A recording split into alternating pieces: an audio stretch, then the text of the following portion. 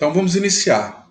Hoje teremos um tema bem introdutório da nossa jornada, esse período, que são as desordens potencialmente malignas.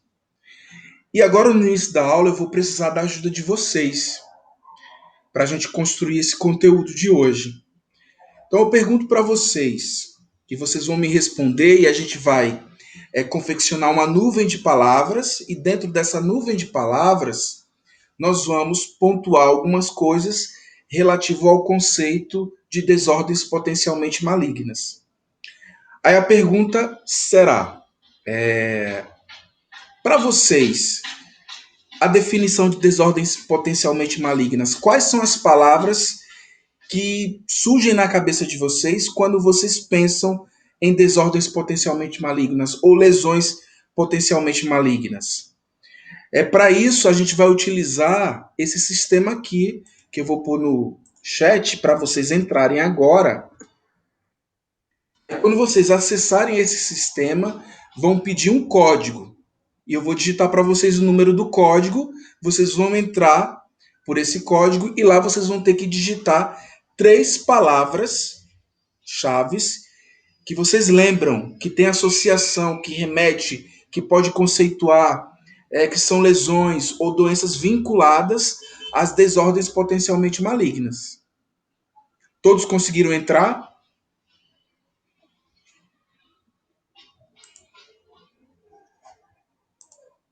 Então vou passar para vocês agora o código. Então, com esse código aqui, vocês conseguem.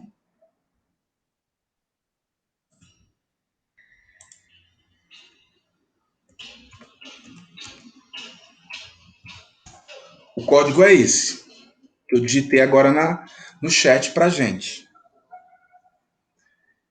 Vocês vão entrar e lá vocês vão visualizar essa página aqui.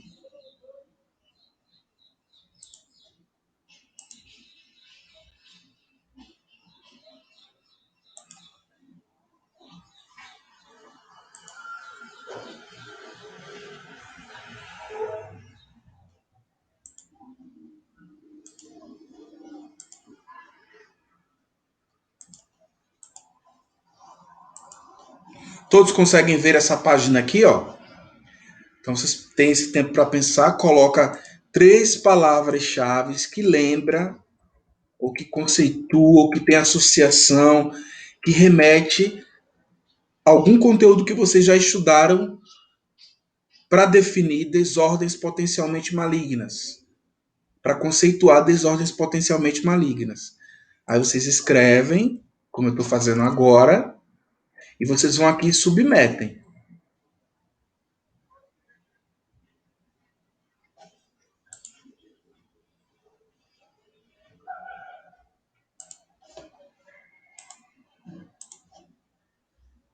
Tudo certo? Então estão conseguindo?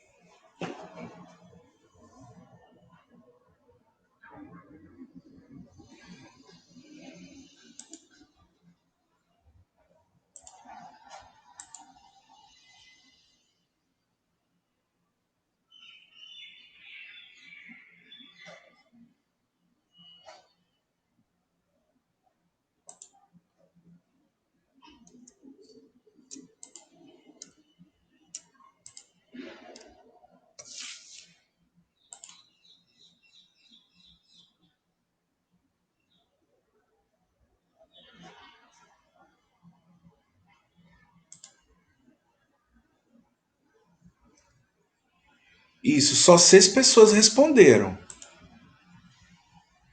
Nós temos 12 pessoas na sala.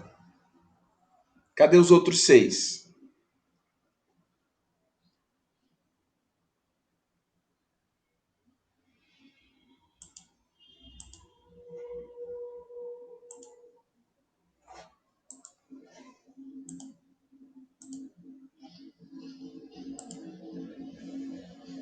Isso, vamos lá.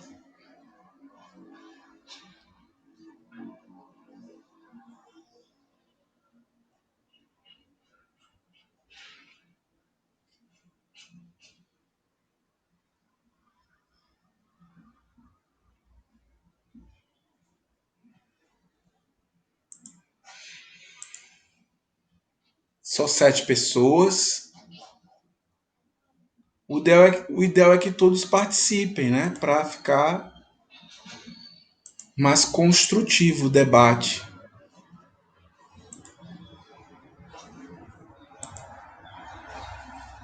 Tem que digitar e submeter.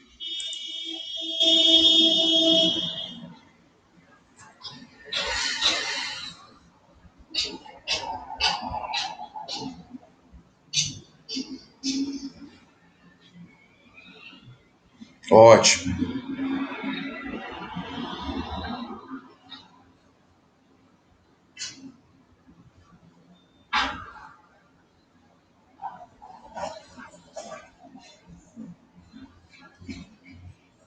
Isso, agora sim. Estão curiosos para saber nossa nuvem de palavras? Todos conseguem ver?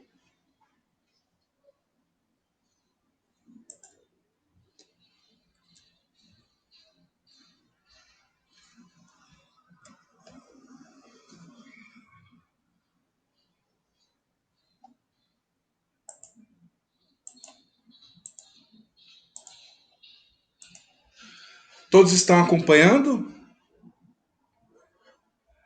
a nuvem de palavras que surgiu?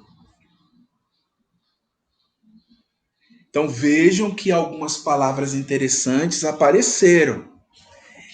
E de fato, elas lembram e podem ser exemplos e conceituar o que nós chamamos de desordens potencialmente malignas. Observem que uma palavra central ficou no meio da nossa nuvem de palavras, que foi a palavra-chave leucoplasia. E, de fato, a leucoplasia representa a principal desordem potencialmente maligna que nós temos. Logo depois a gente tem outras palavras ali, ó, que surgiram. Líquen plano, quelite actínica. Deixa eu dar uma olhada aqui.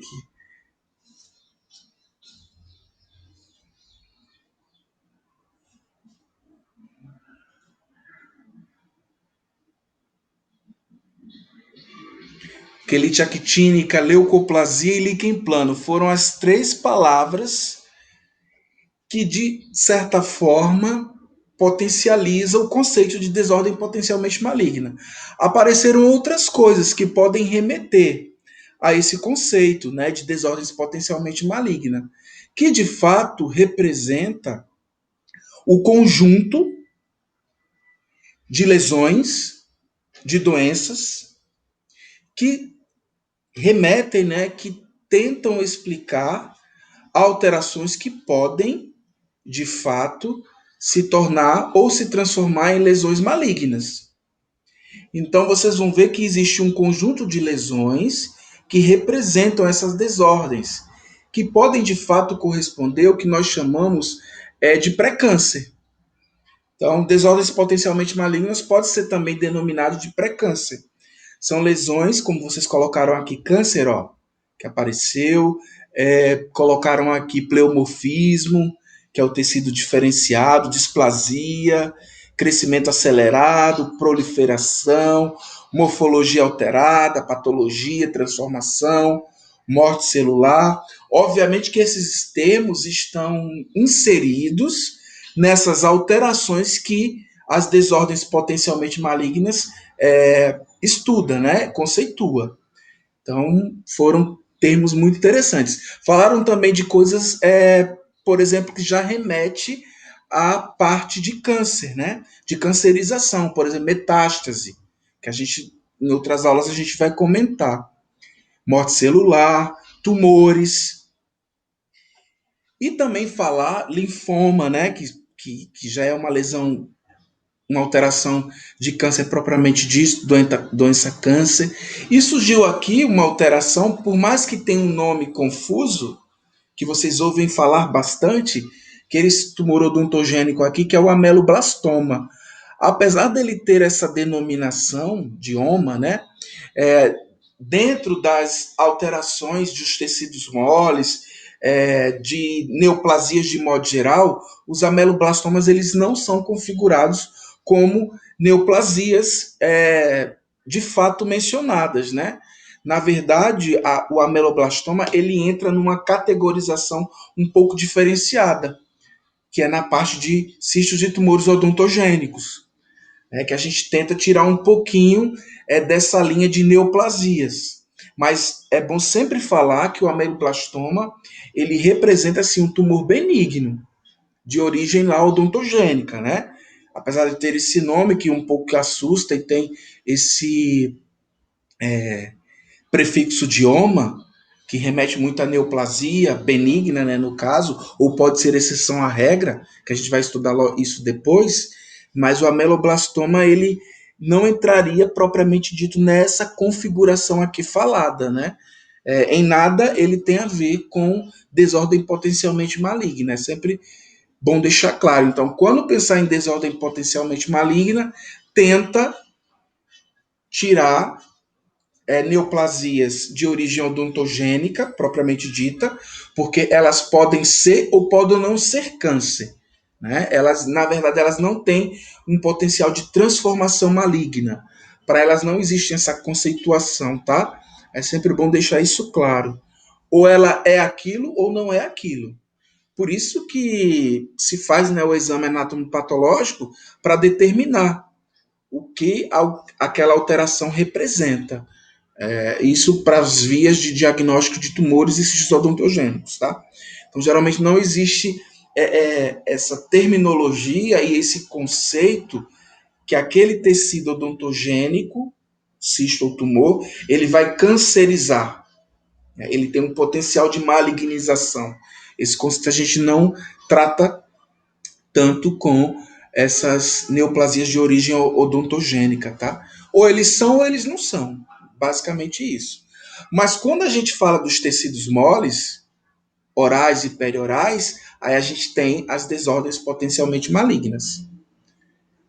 Então, foi muito bom essa abordagem de vocês para tentar definir e conceituar bem o que vem a ser as desordens potencialmente malignas. Então, são doenças, são condições, são alterações da mucosa oral ou perioral que podem se desenvolver de uma tal forma a se transformar em câncer.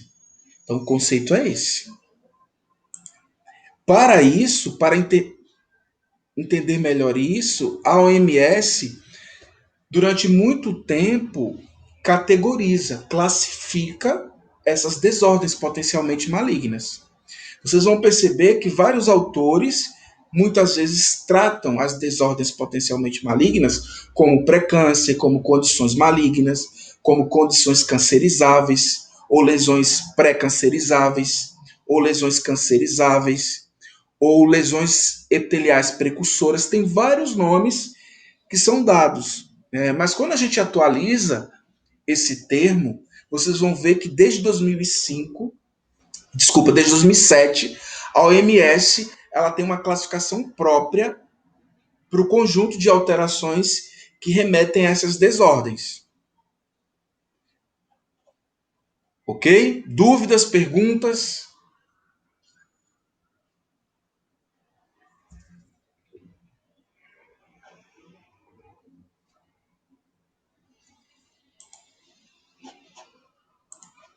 Tudo bem, pessoal? Faz aí o joinha que tá tudo bem, que não tem dúvida. Quem tiver dúvida, pergunta. Vocês estão com sono, né? Por conta do almoço, né?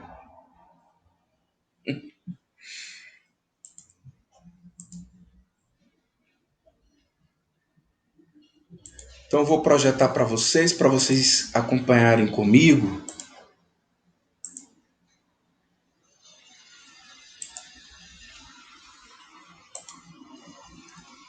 Então vamos lá. Então aqui tem uma linha do tempo que mostra bem isso que eu falei para vocês. Então desde 1978, a OMS ela organiza essas desordens. Então naquele tempo, em 1978, elas eram chamadas de lesões e condições pré-cancerosas. E vejam, né, que a leucoplasia aparece aqui, ó. logo como a primeira, como uma lesão pré-cancerosa. E outras alterações que vocês falaram, como a quelite actínica e o líquen plano, como condições. Naquele tempo, eles preferiam diferenciar em subgrupos, nas lesões pré e nas condições. Como é que eles diferenciavam isso? Eles afirmavam que as lesões pré-cancerosas, ou também chamada pré-câncer ou pré-malignidade, seriam um tecido benigno, morfologicamente alterado, que apresenta risco maior do que o normal de transformação maligna.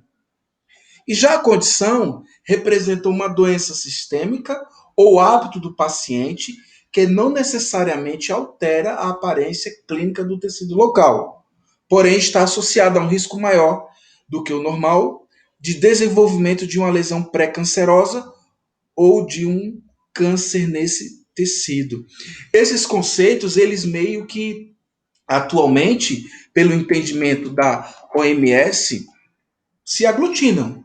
Então, eles preferiram, desde 2005, não fazer essa separação de lesão e condição, porque algumas condições são condicionadas a lesões e algumas lesões estão condicionadas também a condições. Isso porque aumentaria mais o leque de possibilidades dessas alterações. Tanto que no passado, quando a gente separava em lesões e condições, entram algumas alterações que hoje a gente não trata propriamente como uma desordem potencialmente maligna. Por exemplo, ó, temos aqui um exemplo de condição a AIDS. Então, os pacientes desenvolvendo a síndrome, no passado tinham um entendimento, né, por não ter o tratamento adequado, eles eram mais propensos a desenvolver algumas neoplasias malignas, como o sarcoma de Kaposi, como os linfomas plasmablásticos. Temos também a síndrome de Sjögren, relacionadas ao linfoma esmalte.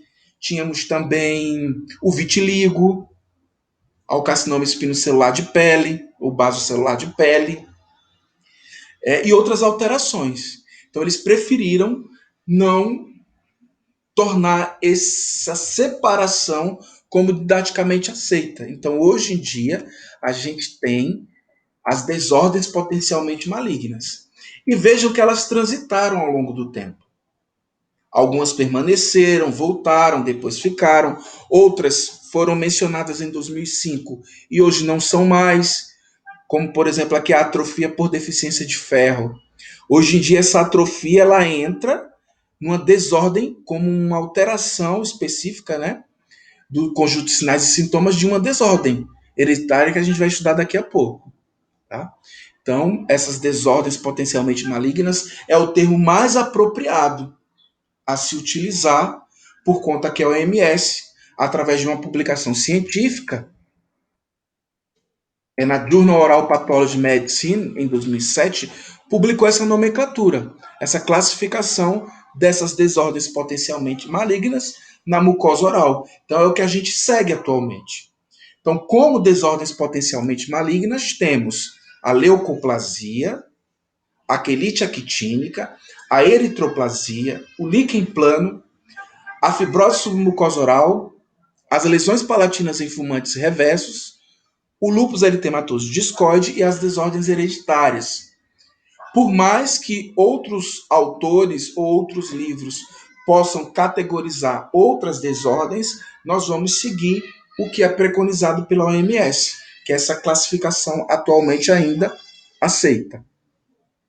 Então, falando rapidamente de cada desordem dessas, temos a leucoplasia, que vocês colocaram bem lá no Vem de Palavras, como sendo a principal, e de fato ela representa a principal desordem potencialmente maligna, e ela tem uma definição muito própria, muito específica, que diz a OMS que é uma placa ou mancha branca que não pode ser caracterizada clínica ou patologicamente como qualquer outra doença. Por conta desse conceito, nós podemos afirmar, então, que a leucoplasia é um termo estritamente clínico. Então, com isso, a gente pode denominar que o diagnóstico de leucoplasia é por exclusão. Você tem que excluir outras alterações para daí então nortear esse diagnóstico de leucoplasia. Tanto que é um termo estritamente clínico, vocês vão ver que geralmente no laudo vem isso, no laudo quando a gente vai ver o diagnóstico, tem leucoplasia clínica, porque realmente é um termo estritamente clínico, porque a alteração tecidual não implica de forma do conhecimento do exame anátomo-patológico como específico. Então, as alterações morfológicas que existem, elas não são mandatórias, elas não são exclusivas da leucoplasia. Aí por isso que o diagnóstico é por exclusão.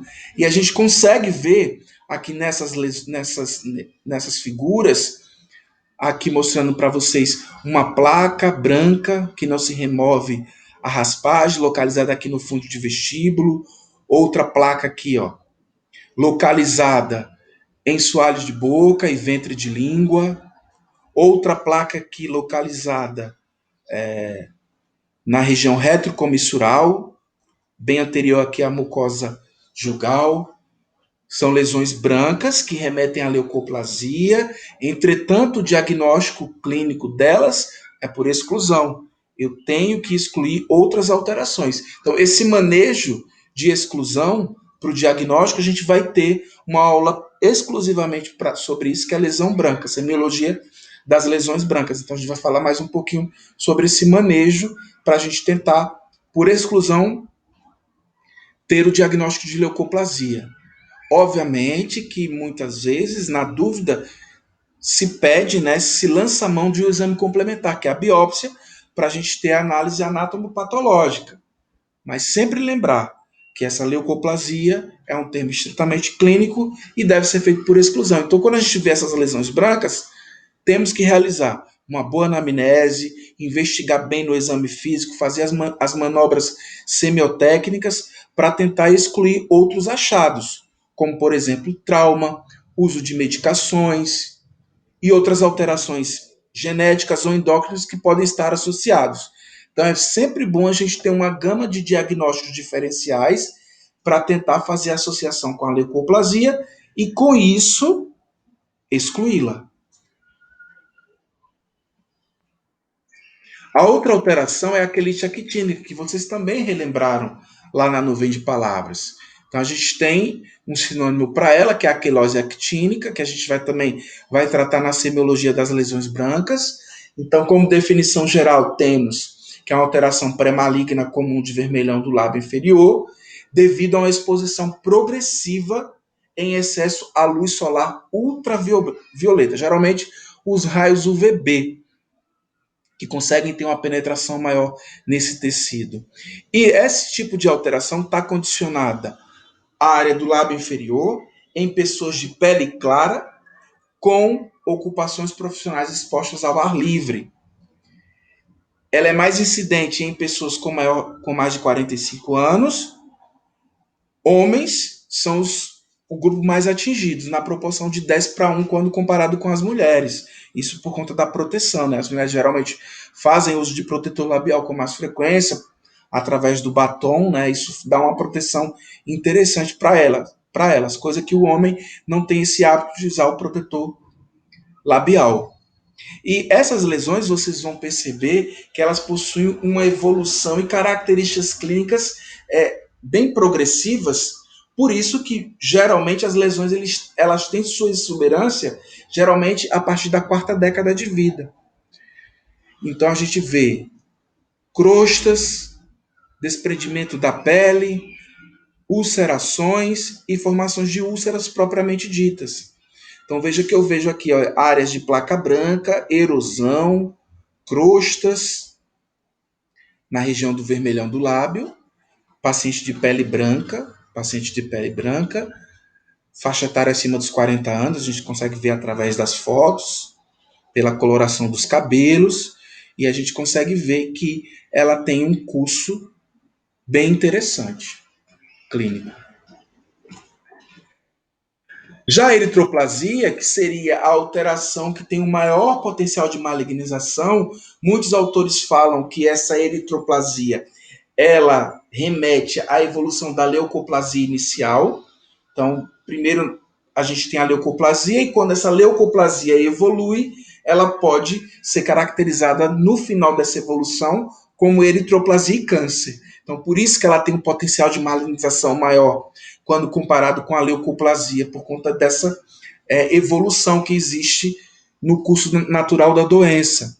Então, as características clínicas mais encontradas para a eritroplasia são placas, úlceras ou máculas de cor vermelha, sem sintomas, bem demarcada, textura e consistências normais. Então, vejam que pelas características clínicas é difícil de perceber. Até porque a coloração da mucosa remete a essa cor mais rósea, mais avermelhada, mais vascularizada. Então, muitas vezes fica difícil para o paciente perceber. E muitos, às vezes, associam essas lesões como uma queimadura, porque fez ingestão de um alimento com a temperatura mais alta. Por isso que é muito importante ter um olho clínico para essas alterações, né, para destacar e para excluir dessas alterações de cunho traumático. O predomínio também para essas alterações são em homens de 55 a 74 anos. Os locais mais comuns encontrados no soalho de boca, a gente vem aqui, ó, uma placa de coloração vermelha, bem delimitada, na região do soalho de boca. E aqui na região do palato, na transição um pouco do palato duro, mas com sua maior abrangência no palato mole. Vejam que é uma lesão vermelha, né? Aqui já é uma placa ulcerada, que a gente consegue ver tão bem. Aqui a gente já vê uma mácula, já vê uma atrofia maior e não elevação, né? A gente já consegue ver isso, bem delimitada, bem demarcada nessa região aqui, ó, de fundo de vestíbulo superior, se estendendo para a região de mucosa jugal. Vejam que o rebordo é edêntulo, o que muitas vezes pode remeter ao uso da prótese. Então, sempre tem que fazer esses diagnósticos de exclusão, principalmente com os pacientes nessa idade aqui, ó, de 55 a 74 anos, que fazem uso de prótese, né? Então, sempre bom avaliar para que não se associe a lesão com trauma. Então, excluir. É trauma? Se não for trauma, cabe realizar exame complementar. Outros autores, muitas vezes, preferem constituir essa entidade, a eritroplasia, como uma lesão mista. Então, vocês vão ver um termo de associação entre a leucoplasia com a leucoplasia. Então, vai ter esse termo, eritroleucoplasia ou leucoeritroplasia. Porque muitas vezes os pacientes vão apresentar clinicamente essa lesão mista, essa associação. Então, é muito bom a gente sempre estar com isso em mente, porque isso pode aparecer. E é o mais comum, aparecer a lesão mista. Mas podemos encontrar a lesão extremamente branca, né, a leucoplasia bem verdadeira, bem atípica, e também a eritroplasia. Mas na maioria das vezes a gente vai encontrar a leucoeritroplasia ou a ericoleucoplasia, a eritroleucoplasia. Então elas têm a lesão mista. Tudo bem, gente? Dúvidas? Alguma pergunta no chat? Deixa eu dar uma olhada aqui. Tudo certo? Vocês estão conseguindo acompanhar? Ó, vocês estão dormindo aí não, né?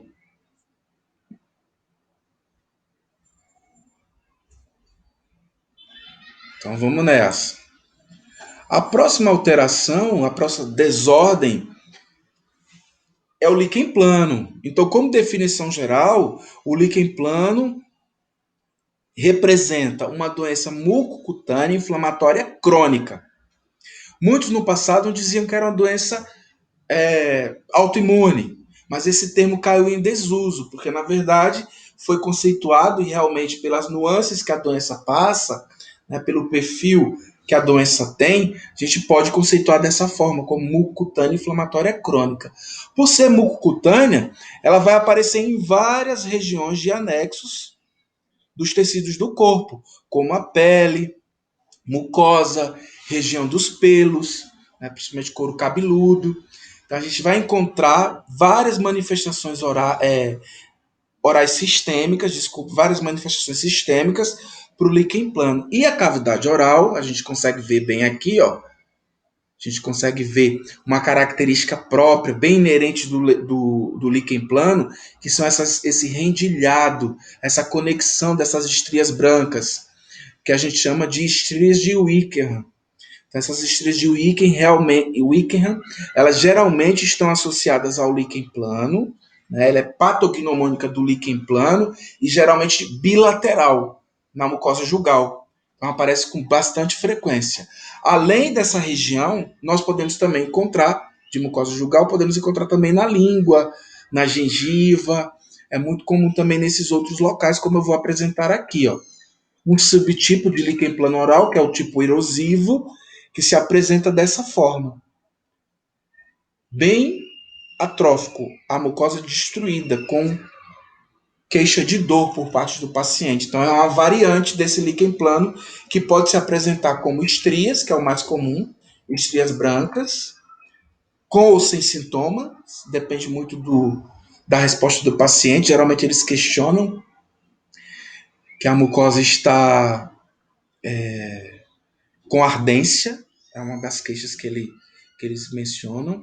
Temos também, além desse líquen plano reticular, que é esse daqui, que é o mais comum, temos o erosivo, que é esse daqui, temos também o papular, que eu vou mostrar isso melhor na aula de semiologia das lesões brancas. Mas esse tipo aqui erosivo, ele é o que representa a desordem potencialmente maligna mais característica. Então, os pacientes que são portadores do líquen plano erosivo, eles devem ser bem acompanhados, porque essas lesões têm um potencial de cancerização maior quando comparados com outros subtipos de líquen. Então, o erosivo, digamos que é o mais que tem o maior potencial. Então a gente consegue ver aqui na mucosa jugal. Vejam que ele tem ó, aspecto misto, a gente consegue ver as estrias aqui, ó, associado com as ulcerações, com as úlceras propriamente do líquen plano erosivo. A gente consegue ver também aqui, ó, essas ulcerações, essas erosões, tanto na gengiva inserida quanto na gengiva livre, em toda a região da gengiva, tanto superior quanto inferior. Essa característica aí a gente vai comentar mais à frente, mas ela, quando só acomete a gengiva, essa área vermelha que a gente consegue ver aqui na gengiva, a gente denomina essa alteração de gengivite descamativa, que é característico do líquen plano e também de outras alterações de mucosa, que a gente também vai estudar. Mas a gente também pode chamar o termo clínico dessa alteração específica em vários cistos da gengiva de gengivite descamativa. Já a fibrose submucosa oral ela é a mais diferente de todas, porque essa fibrose submucosa oral ela é de um grupo populacional específico, dos pacientes que vivem lá na Ásia, que tem o hábito de mascar a folha de uma planta chamada areca, ou betel, que é uma folha que eles têm lá, que eles usam bastante para dar uma sensação de anestesia na boca. Tá? Então eles mascam para ter essa sensação que a mucosa está anestesiada. Então esse uso crônico de mascar a folha, a areca ou betel, faz com que a rigidez da mucosa se caracterize com intensidade variada, causando hiperplasia fibrosa e modificação do tecido conjuntivo superficial, causando necrose ou essa hiperpigmentação enegrecida, que a gente consegue ver aqui tanto nos tecidos, mostrado nessa figura, como também nos elementos dentários, né? E essas alterações epiteliais, elas são extremamente carcinogênicas. Então, esses pacientes têm uma chance maior de desenvolver câncer por conta desse hábito. Mal comparando, é como se fosse o tabaco. Porém, a folha de areca, ela tem um potencial carcinogênico superior ao tabaco, ao fumo. Porque muitas vezes relacionados ao fumo, né, ao tabaco, a gente tem o que? A combustão. Esse caso aqui, só o ato de mascar a própria folha in natura já pode causar. Né? Então entra essa fibrose submucosa oral como uma desordem potencialmente maligna, que aqui no Brasil a gente não tem indício de aparecimento dela por não termos essa cultura, né, de mascar essa folha de areca. Já as lesões palatinas em fumantes reversos são bem encontradas, também chamados de estomatite nicotínica, é outro nome que a gente tem, mas por conta que não apenas o uso do fumo com o cigarro de filtro, que pode dar estomatite nicotínica, temos também aqui o hábito reverso de fumar, que é trocar, né, a parte de combustão para fora, mas internamente na boca, que é muito utilizado com os usuários de cachimbo. Isso é muito comum nas pessoas que fazem uso do cachimbo, porque consegue, sem o cachimbo não tem filtro, conseguem fazer com que os elementos do cigarro, né, do fumo, do tabaco, entrem em combustão e atinjam essa mucosa oral, que fica extremamente friável, com lesões de placa branca, vermelha e ulcerações, como eu vou mostrar aqui. Então, na verdade, essas lesões palatinas e fumantes e reversos, elas são caracterizadas mais pelo hábito que o paciente tem em fazer o uso do tabaco de forma reversa e tem essa alteração específica no palato. Mas, na verdade, a gente consegue ver aqui o quê? Uma leucoplasia e uma eritroplasia. Aqui, ó, se eu não tivesse a história do paciente, sem saber que ele era usuário de cachimbo, por exemplo, eu já ia lançar mão de um diagnóstico aqui, do impósito diagnóstico de eritroleucoplasia, porque eu estou vendo uma lesão branca e uma lesão vermelha. Mas por eu entender e saber que ele faz a prática reversa do fumo, aí eu já classifico como lesões palatinas em fumantes reversos, que tem uma evolução grande. A gente vai estudar isso quando falar lá em lesão branca, como é que a gente faz o manejo para tirar o paciente dessa situação, porque às vezes, muitas vezes, ele consegue ter a remissão, ter a melhora quando para o hábito de fumar de forma reversa. A gente consegue trazer essa mucosa à normalidade. Então vejam aqui, ó, que essa área é extremamente agredida, tanto pela combustão como pelo ataque, né, dos constituintes que tem no fumo, no tabaco, né, no cigarro, no rolo de fumo, né, nesse material que as pessoas fazem uso para fazer a prática do fumo reverso. Então a gente tem aqui, ó, as glândulas, os ductos das glândulas, a abertura dos ductos das glândulas salivares menores extremamente inflamadas. Então ficam assim, ó, tanto de coloração vermelha como esbranquiçada. Aqui eu consigo ver uma placa branca mais exuberante e aqui uma evolução maior. Vejo também, gente, uma coisa que também remete, que ele faz esse uso crônico do fumo pelos dentes. Por mais que ele me fale, que ele diga, eu fumo cachimbo todo dia. Eu tenho a prática de fazer o fumo reverso. Geralmente eles usam cigarros muito curtos, cigarro de palha, cigarro sem filtro. Ou então usam o cigarro naquele constituinte menor, né? Na bia que chamam, né? Na bituca. Aí conseguem fazer essa combustão maior. Então a gente consegue ver clinicamente que isso é verdade. Por dois sinais aqui, ó. Pela impregnação do tabaco nos elementos dentários e também pela coloração enegrecida da mucosa, né? Uma alteração que a gente vai estudar depois, que é a melanose do fumante. A gente consegue ver e comprovar clinicamente que esse hábito é crônico. Porque eles podem dizer, nada, eu só fumo um cigarro por dia.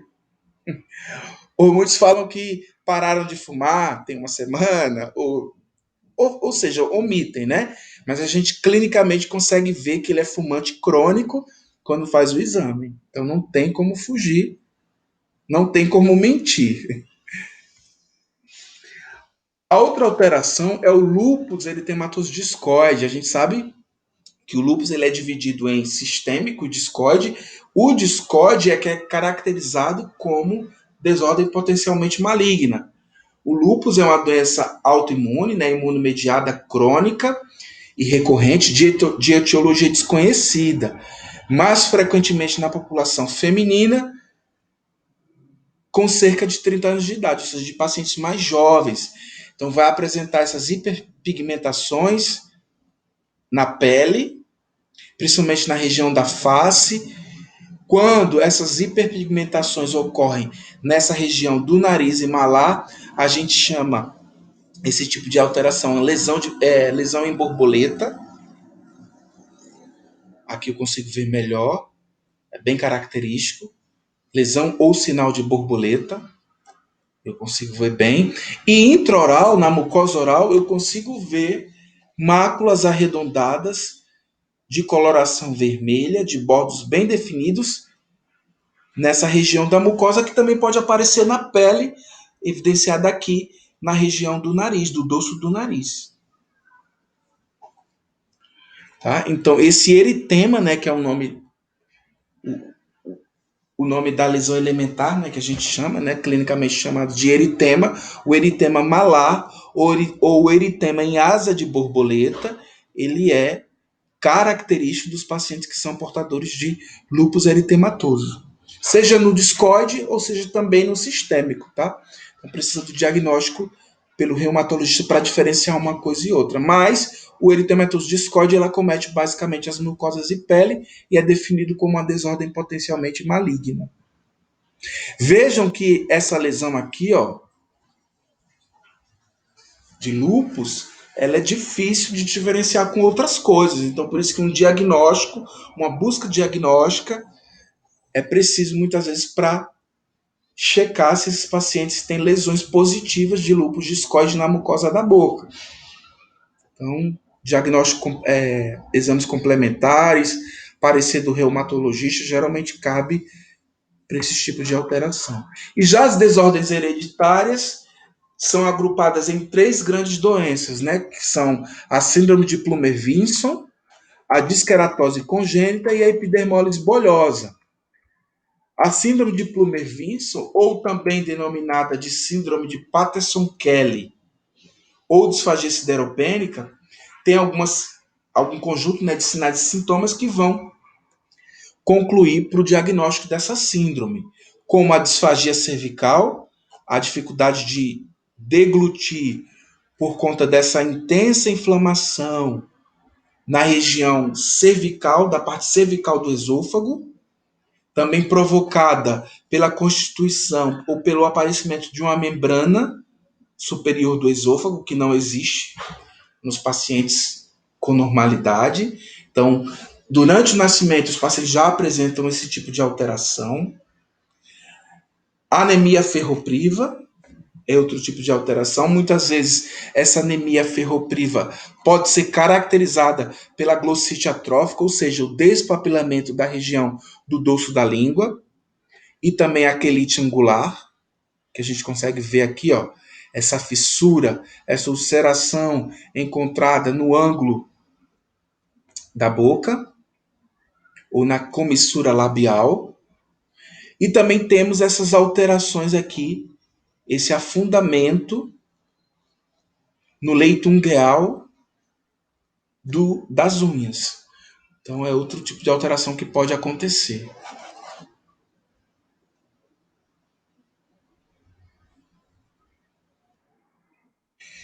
Disqueratose congênita. Já a disqueratose congênita, ela também tem a reunião de sinais e sintomas para que ela seja diagnosticada. Então, a primeira alteração é a pigmentação da pele, tanto da face, quanto a região de tórax, membros superiores e inferiores, o aparecimento de unhas atróficas, a unha é atrófica, quebradiça, não cresce. Leucoplasia oral, ó, a gente consegue ver, lesões brancas na região de língua, principalmente. E outra alteração importante, que é a falência de medula óssea. Então, os pacientes têm dificuldade na produção de células sanguíneas por conta dessa falência que a medula óssea tem, ou apresenta, né? E para finalizar, Temos a epidermólise bolhosa, que também é uma doença autossômica, pode ser recessivo ou não. Então, dependendo da alteração genética que possa existir, os pacientes podem cursar, né, com uma doença mais branda ou com uma doença mais grave, que é o caso que nós estamos apresentando aqui nessas imagens. Então, os pacientes ao longo da vida, ou já ao nascimento, muitos ao nascimento, vão a óbito por conta que ocorre o, o desprendimento da pele, por conta dessa alteração, né, porque eles não conseguem fazer a adesão das células epiteliais da pele e com isso promovem o aparecimento dessas bolhas. Essas bolhas elas coalescem e formam ulcerações importantes, extremamente dolorosas em toda a parte do corpo. E esse ciclo de formação de bolha, úlcera, cicatriz faz com que ocorra a degeneração dessas regiões de extremidade. Com isso, favorecendo a destruição das falanges. E com isso é constituído um sinal importante, característico desse tipo de doença, que são as luvas de boxe, porque os pacientes têm essas ulcerações nas extremidades, nas falanges, perdem essa constituição anatômica, favorecendo essa característica específica de luva de boxe. Outra alteração que também a gente vai encontrar, a gente consegue ver aqui também, ó, nos membros inferiores, nos membros superiores, a gente consegue encontrar também que esse ciclo de lesões de bolhas, úlceras e cicatriz e fibrose também acontece na mucosa oral, como a gente consegue ver nessas imagens aqui, e também na região perioral, causando uma principal alteração na mucosa oral na limitação da abertura da boca. Então, os pacientes têm uma alteração que a gente chama de microstomia, ou seja, limitação da abertura da boca. Eles não conseguem fazer a abertura da boca por conta dessas alterações que existem por conta do ciclo ativo, né?